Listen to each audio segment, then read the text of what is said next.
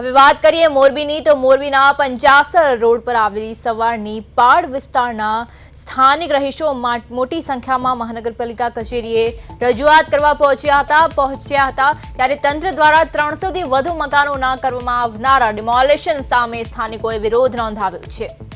રહીશોનું કહેવું છે કે તેઓ વિકાસના વિરોધી નથી, પરંતુ ચોમાસાની ઋતુ હોવાથી અત્યારે આ કાર્યવાહી અટકાવવામાં આવે। ચોમાસું પૂરું થયા બાદ તેઓ સ્વેચ્છાએ પોતાના મકાનો ખાલી કરી આપશે તેવી ખાતરી પણ આપી છે। આ સાથે જ અસરગ્રસ્ત પરિવારોએ સરકારની આવાસ યોજના હેઠળ વૈકલ્પિક મકાનની ફાળવણી કરવા આવે તેવી પણ ન્યાયિક માંગ કરી છે। વરસાદી માહોલમાં બેઘર થવાના ભયની સ્થાનિકોમાં ચિંતા જોવા મળી રહી છે।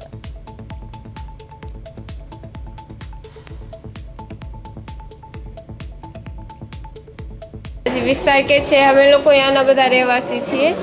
અત્યારે હાલ બધાય જોવે છે અત્યારની કન્ડિશન પ્રમાણે આ ચોમાસું હાલી રહ્યું છે, તો અત્યારે આ ડેમોલેશન કરે તો આ લોકો આટલા જે 400 થી 500 ફેમિલીઝ છે, જેમાં બચ્ચા આવે, બુઝુર્ગ આવે, માંદા આવે, નબળા આવે, કોઈની અત્યારે એવી ફિઝિકલ કન્ડિશન પણ નથી કે એ એમના ફેમિલીને રહીને અત્યારે ઇન્સ્ટન્ટ બહાર વયા જાય, કે એમની પાસે કોઈ એવું ઓપ્શન નથી કે એ એમની ફેમિલી માટે બીજું કંઈ ઓપ્શન કંઈ કરે કે એ એમની બીજી ફેમિલીને બીજી જગ્યાએ રહેણાંકમાં વિસ્તાર કરાવે। તો ત્યારે ડેમોલેશન કરે તો મારી ફેમિલી હરાજ પડી જાય છે, એવી અમારી સિચ્યુએશન છે। અને માંદાઈ નબળાઈ બધી કોરેવી છે કે અમે ખાલી રિક્વેસ્ટ કરી છીએ કે તમે લોકો ખાલી ચોમાસા પ્રમાણે ચોમાસું જ્યાં સુધી ના ટળી જાય ત્યાં સુધી અમારું ડેમોલેશન તમે લોકો રોકી નાખો। અને અમારી મેયર છે એ વિસ્તારના લોકો પોતાના ઘર પાડવા માટેની ગાડી ફરી રહી હતી ગઈકાલ રાત્રિનાથી, એટલે તમામ લોકો ગભરાઈ ગયા અને સવારમાં મને ટેલિફોનિક જાણ કરી।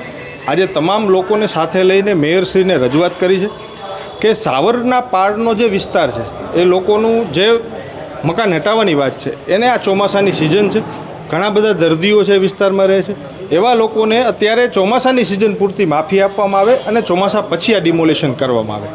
બીજી વાત કે જે આવાસ યોજનામાં રાજ્ય સરકાર શ્રી દ્વારા કરોડો રૂપિયાના ખર્ચે આવાસ યોજના બની, એ આવાસ યોજના અત્યારે ખાલીખમ પડેલી છે, તો એની અંદર ખરેખર આવા લાભાર્થીઓને લાભ મળે તો ક્યાંક ને ક્યાંક જે આવાસ યોજનાનું સ્વપ્ન સાકાર થયું હોય એવું ગણાશે। ત્યારે આવી આજે મેયરશ્રીને રજૂઆત કરી છે। બીજી વસ્તુ કે જે સાવરની પાડ ઉપર જે વિસ્તારમાં ડિમોલેશન કરવાનું છે એ આખો રિક્રિએશન વિસ્તાર છે, અને એ રિક્રિએશન વિસ્તારની અંદર માત્ર એક ભાગની અંદર જ ડિમોલેશન કરવાની વાત અત્યારે મોરબી મહાનગરપાલિકાનું તંત્ર કરે છે, પણ ખરેખર જો રિક્રિએશન વિસ્તાર સંપૂર્ણ જો જોવા જઈએ તો તે જગ્યા ઉપર ઘણા બધા ઉદ્યોગપતિઓ, ભારતીય જનતા પાર્ટીના આગેવાનો અને નેતાઓના કબજા હોય એવું પ્રાથમિક દ્રષ્ટિએ અમને લાગી રહ્યું છે। એટલે એ પણ વિનંતી છે તંત્રને કે આખો રિક્રિએશન વિસ્તાર સાફ કરવામાં આવે। જો ડિમોલેશન કરવું જ હોય તો સંપૂર્ણ રિક્રિએશન વિસ્તાર સાફ કરીને એની અંદર જે કાંઈ પણ વિકાસના કામો કરો।